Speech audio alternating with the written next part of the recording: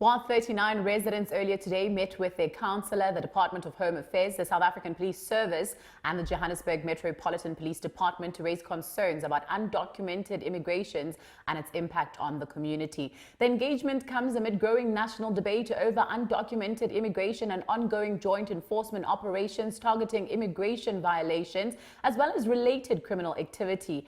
Now, residents used the meeting to raise concerns about crime, illegal businesses and law enforcement, while officials outline their respective roles and their responsibilities.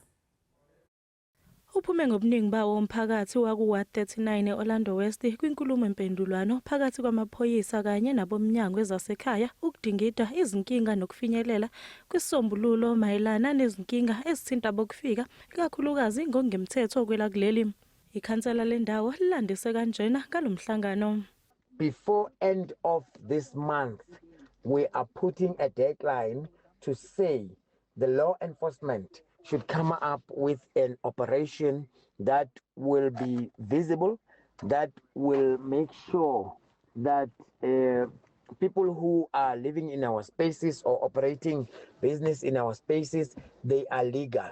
So, and we've agreed also to expand our desk that will be dealing especially with members of the community who do not know where to go, who do not know what to do with people, especially undocumented foreign nationals who are coming into our doorsteps, and they seem to be not following the laws and end up abusing our landlords.